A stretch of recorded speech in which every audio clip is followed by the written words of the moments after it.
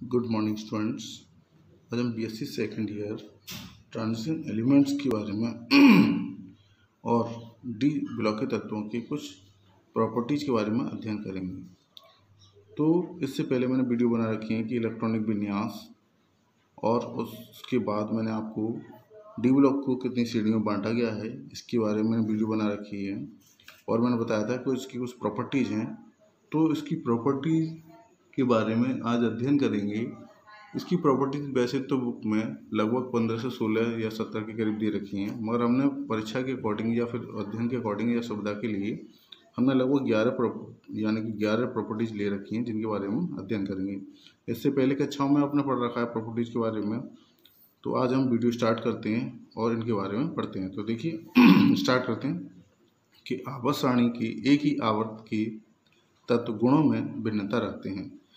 आवर्त सारणी की एक ही आवर्त के तत्व गुणों में भिन्नता रखते हैं। इसके विपरीत एक ही आवर्त के या डी ब्लॉक के तत्वों के गुणों में अनेक समानता होती हैं। देखिए एक ही आवर्त सारणी की एक ही आवर्त में तत्व गुणों में भिन्नता भी रखते हैं और इसके विपरीत कुछ समानताएं भी रखते हैं।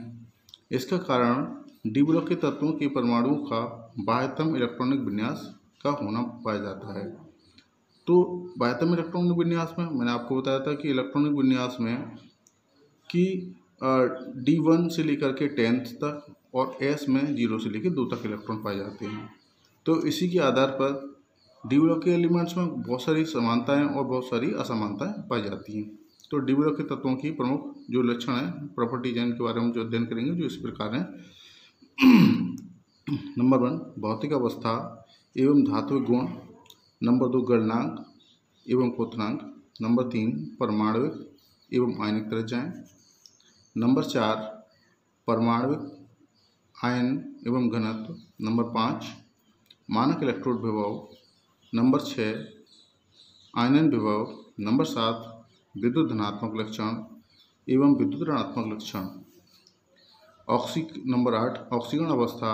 नंबर 9 रंग या कलर। नंबर 10 संकुल निर्माण। नंबर 11 उत्प्रेरक गुण।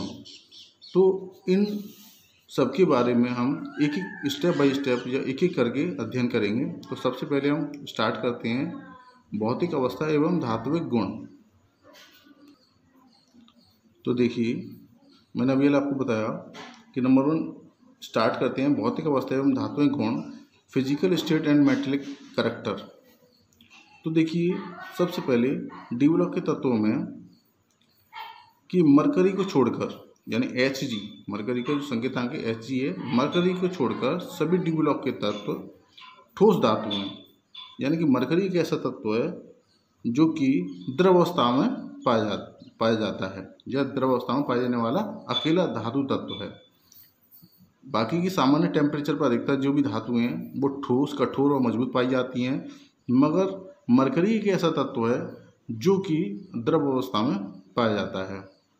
तो अगर एक नंबर में क्वेश्चन भी पूछ लिया जाता है, शॉर्ट क्वेश्चन पूछ लिया जाता है कि द्रव अवस्था में पाया जाने वाला धातु तत्व कौन सा है, सामान्य टेम्परेचर पर द्रव अवस्था में पाया जाने वाला तत्व कौन सा है, तो आप लिख सकते हैं इसमें कि मरकरी एक ऐसा तत्व है जो सामान्य तापमान पर द्रव अवस्था में पाया जाता है।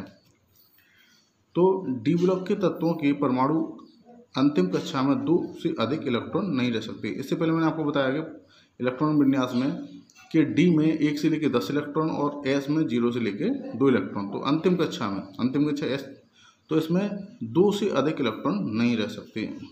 अतः यह धात्विक गुण दर्शाते हैं। ये कठोर, तो डी ब्लॉक के तत्व जो होते हैं कठोर, आघातवर्धनीय, तन्य होते हैं। आपको पता है कि जो धातु होती हैं अधिकतर कठोर और चोट मारने पर आघातवर्धनीय, यानी अगर आघात करते हैं तो वो आवाज़ करती हैं। अगर उनके हम पिघला करके किसी तरीके से तार खींचें तो वो तार यानी कि तन्य होते हैं, तार खींच जाते हैं। और ये विद्युत और ऊष्मा की सुचालक भी होती हैं। अधिकतर आपने देखा कि जो भी धातु हैं वो ऊष्मा और विद्युत दोनों की सुचालक होती हैं।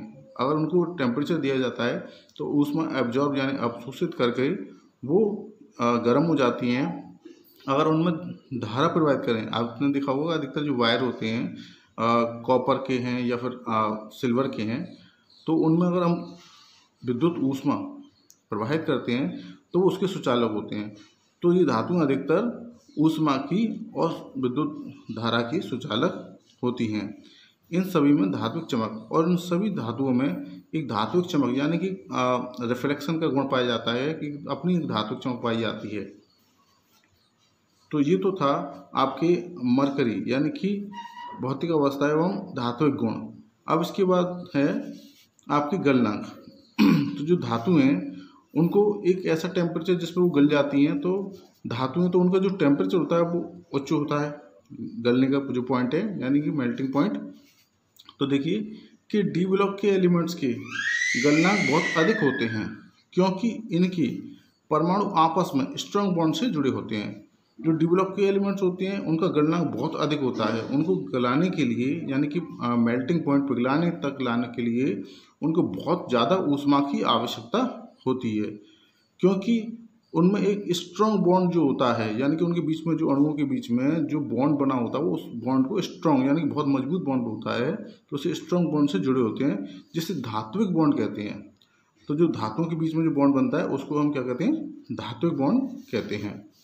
तो देखिए मैंने कुछ एग्जाम्पल दे रखे हैं जिनके मेल्टिंग पॉइंट दे रखे हैं कुछ धातुएं। देखिए जैसे Fe का मेल्टिंग पॉइंट दे रखा है 1536 डिग्री सेल्सियस। अगर हम आयरन Fe को हम उसके मेल्टिंग पॉइंट तक ले जाते हैं तो 1536 या 1536 डिग्री सेल्सियस तक गर्म करेंगे, तब जाकर के उसका मेल्टिंग पॉइंट यानी कि वो पिघलेगा। इसके बाद है कॉपर। तो कॉपर का गलनांक देखिए 1083 डिग्री सेल्सियस। अगर हम कॉपर धातु को अगर पिघलाने तक लाते हैं या मेल्टिंग पॉइंट तक लाते हैं तो उनको हम 1083 डिग्री सेल्सियस तक गर्म करेंगे तब वो पिघलेगा। उसके बाद है पीटी, प्लेटिनियम का गलनांक। प्लेटिनियम का गलनांक इससे भी ज़्यादा होता है कि 1769 डिग्री सेल्सियस। प्लेटिनियम का गलनांक 1769 डिग्री सेल्सियस होता है। तो प्लेटिनियम को पिघलाने तक लाने में हमें इतना टेम्परेचर की आवश्यकता होगी। टंगस्टन, आपने देखा होगा टंगस्टन धातु लगभग माना गया है कि टंगस्टन धातु का गलनांक जो होता है वो सबसे लगभग ज़्यादा ही होता है। तो उसका मेल्टिंग पॉइंट 3410 डिग्री सेल्सियस। आपने ये भी पता होगा टंगस्टन धातु का कहाँ उपयोग किया जाता है, अधिकतर विद्युत उपकरणों में यानी कि बल्ब में जो फिलामेंट लगा होता है वो टंगस्टन धातु का होता है। तो एलईडी में नहीं होता, पुराने बल्बों में जो होता था वो टंगस्टन धातुओं का उपयोग होता था। तो उसका जो बॉइलिंग पॉइंट है, क्योंकि उच्च टेम्परेचर पर यानी कि जो टेम्परेचर है जो धारा प्रवाहित की जाती है 240 या 340 जो भी वाट दी जाती है, तो बल्ब उसका टंगस्टन धातु उसके अंदर ना पिघले। तो इसको पिघलने के लिए कितना टेम्परेचर की आवश्यकता पड़ेगी, यानी कि मेल्टिंग पॉइंट होने के लिए 3410 डिग्री सेल्सियस। जिंक का गलनांक थोड़ा कम होता है 419 डिग्री सेल्सियस। तो ये थे उनके मेल्टिंग पॉइंट। तो डी ब्लॉक एलिमेंट्स के जो गलनांक होते हैं वो बहुत अधिक होते हैं क्योंकि इनके परमाणु आपस में स्ट्रॉन्ग बॉन्ड द्वारा जुड़े होते हैं जिसे धात्विक बॉन्ड कहते हैं। अब देखिए इसका मैंने फर्स्ट पार्ट मैंने बना के उसका मेल्टिंग पॉइंट बनाया था। इसका सेकंड पार्ट मैंने बना रखा है कि क्वथनांक यानी कि बॉइलिंग पॉइंट। वो था मेल्टिंग पॉइंट यानी कि पिघलने पर, और ये है बॉइलिंग पॉइंट। जब आपको पता है कि बॉइलिंग पॉइंट जैसे आपका जल का भी आपको पता होगा कि जल का जो बॉइलिंग पॉइंट है वो 100 डिग्री सेल्सियस है और उसका freezing point 0 degree Celsius point है। तो यहाँ धातुओं के बारे में बात कर रहे हैं हम। तो जल मैं आप बता रहा हूँ कि जल का एक मैंने एग्जांपल दिया है कि जल को उबालने यानी कि बॉयल करने तक, यानी उसमें जो बुलबुले होते हैं उठते हैं टेम्परेचर देने पर वो 100 डिग्री सेल्सियस पर बुलबुले दे जाते हैं। मगर जो धातु होती हैं उनकी, जैसे कि मैंने अभी आपको बताया कि धातुओं के जो मेल्टिंग पॉइंट इतने उच्च होते हैं तो उनका जो बॉइलिंग पॉइंट है वो उससे भी ज़्यादा अधिक होगा। तो देखिए डी ब्लॉक के एलिमेंट्स के क्वथनांक उसके गलनांक से भी उच्च होते हैं क्योंकि इनके परमाणु आपस में स्ट्रॉन्ग बॉन्ड से जुड़े होते हैं। तो देखिए बॉन्ड वाला प्रोसेस तो एक ही होगा क्योंकि इनके जो स्ट्रॉन्ग बॉन्ड को जो तोड़ने के लिए, जिन्हें धात्विक बॉन्ड कहते हैं, इसको तोड़ने या बॉइलिंग पॉइंट तक लाने में अधिक ऊर्जा की आवश्यकता होती है। और इसके जो धातुओं के बॉइलिंग पॉइंट तक लाने में यानी कि पिघलाने से बॉइलिंग पॉइंट तक लाने में या उसको धातुओं को तोड़ने में उसको काफ़ी ज़्यादा एनर्जी या ऊर्जा की आवश्यकता होती है।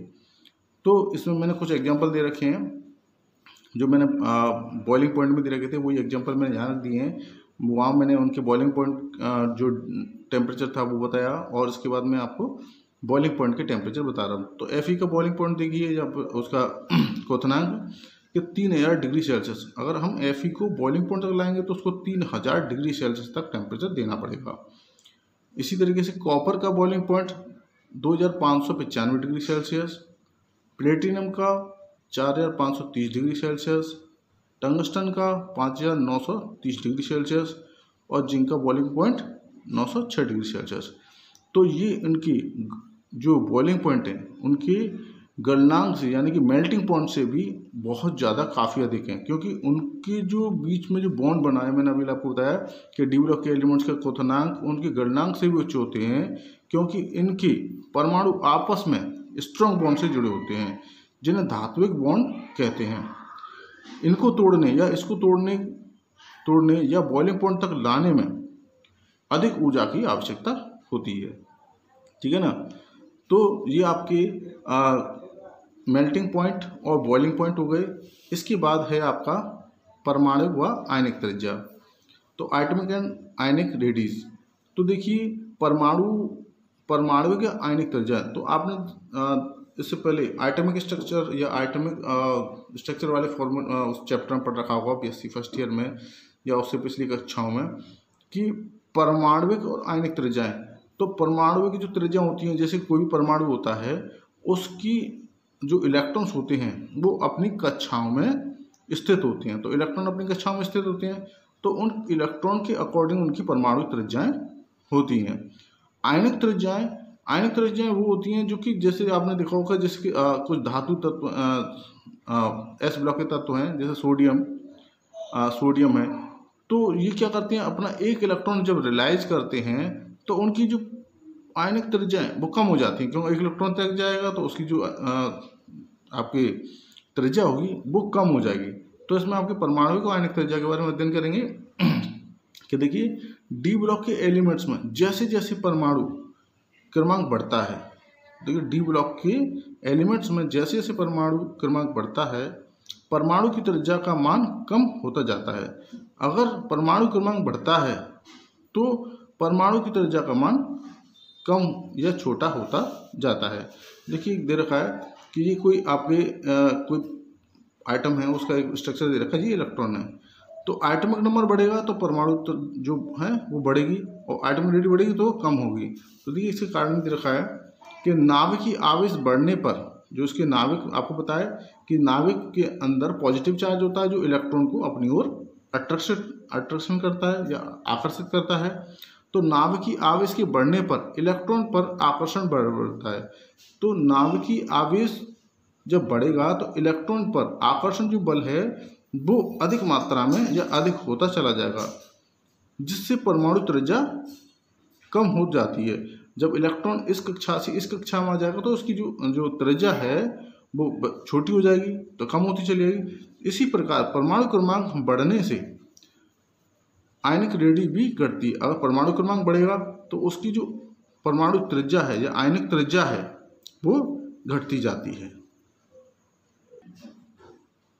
देखिए इसके बाद फोर्थ पॉइंट, परमाणु आयतन एवं घनत्व, एटॉमिक वैल्यू एंड डेंसिटी। तो इसके में देखिए कि किसी एलिमेंट के एक मूल परमाणु का आयतन उसका परमाणु आयतन कहलाता है। ये आपके डेफिनेशन है आपके परमाणु आयतन की, कि किसी एलिमेंट के एक मूल परमाणु का आयतन उसका परमाणु आयतन कहलाता है। देखिए डी ब्लॉक एलिमेंट्स में जैसे जैसे परमाणु क्रमांक बढ़ते जाते हैं वैसे वैसे एटॉमिक डेंसिटी या घनत्व, परमाणु घनत्व भी बढ़ने लगती है, जबकि परमाणु क्रमांक बढ़ने के साथ आयतन कम होने लगता है। इसमें मैंने दे रखा है कि परमाणु क्रमांक बढ़ता है तो उसकी परमाणु त्रिज्या कम होती जाती है, और आयतन कम होता है तो डेंसिटी उसकी बढ़ती है। देखिए इसके बाद मानक इलेक्ट्रोड विभव। मानक इलेक्ट्रोड विभव में देखिए हाइड्रोजन के मानक इलेक्ट्रोड विभव का मान 0 माना जाता है। हाइड्रोजन के मानक इलेक्ट्रॉन विभव का मान 0 माना जाता है। अन्य इलेक्ट्रॉनों के मानक विभव हाइड्रोजन के मानक इलेक्ट्रॉन विभव के सापेक्ष ज्ञात किए जाते हैं। जितने भी धातु हैं वो हाइड्रोजन के मानक इलेक्ट्रॉन विभव के सापेक्ष ही ज्ञात किए जाते हैं। प्रथम ट्रांजैक्शन सीरीज में या डी ब्लॉक के तत्वों में केवल कॉपर का मानक